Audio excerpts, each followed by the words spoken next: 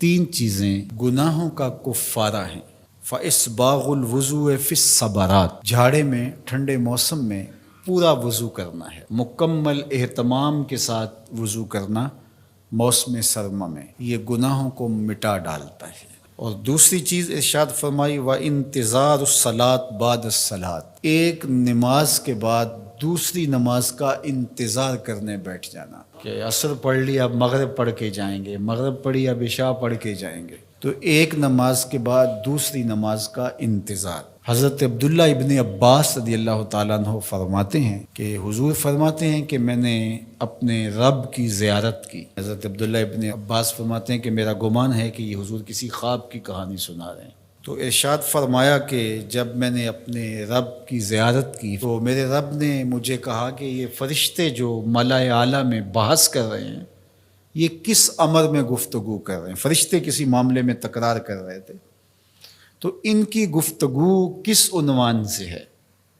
تو میں نے کہا کہ مالک تو بہتر جانتا ہے، مجھے معلوم نہیں ہے۔ تو اللہ نے اپنا دست قدرت میرے دو کندھوں کے درمیان رکھا اور اس کی ٹھنڈک میں نے سینے میں محسوس کی۔ فَتَجَلَّى لِي كُلُّ شَيْءٍ وَعَرَفْتُ، ہر شے میرے سامنے روشن ہو گئی اور میں نے ہر شے کو دیکھ بھی لیا اور پہچان بھی لیا۔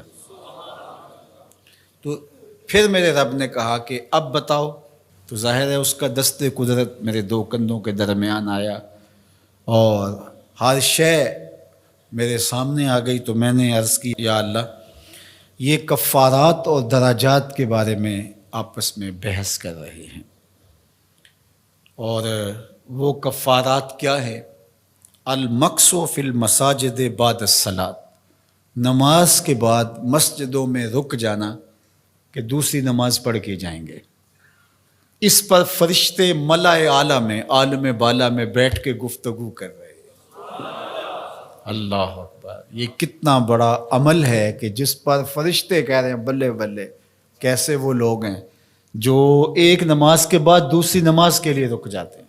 اور ایک حدیث پاک میں آتا ہے صحیح بخاری میں، 7 اشخاص ایسے ہیں قیامت کے دن کڑکتی دھوپ میں جب کوئی سایہ نہیں ہوگا اللہ انہیں اپنے عرش کا ٹھنڈا سایہ عطا فرمائے۔ ان میں سے ایک وہ آدمی جس کا دل مسجدوں کے ساتھ جڑا ہوا ہے، مسجد کی حاضری اسے بہت پسند ہے۔ دوسرا والمشی علی الاقدام الی الجماعات، جماعات کے لیے فرض نمازوں کے لیے مسجد کی طرف چل کے پیدل جانا، ہر قدم کے بدلے میں درجے بلند ہوتے اور گناہ معاف ہوتے ہیں۔ اللہ اکبر، یہ طلب کی گئی کہ دعا کیجئے کہ میرا گھر مسجد سے نیڑے ہو، تو کہا نہیں، تم جتنے قدم چل کے آتے ہو اتنے تمہارے گناہ معاف ہوتے، اتنا ہی تمہیں ثواب ہوتا ہے۔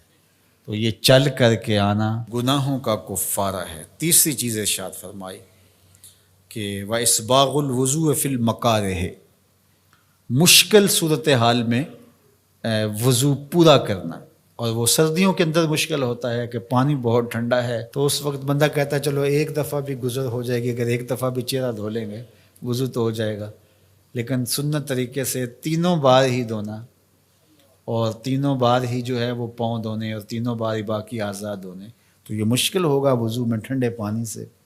تو بہرحال مشکل میں وضو جو بندہ کرتا ہے تو اللہ کے لیے کر رہا ہوتا ہے۔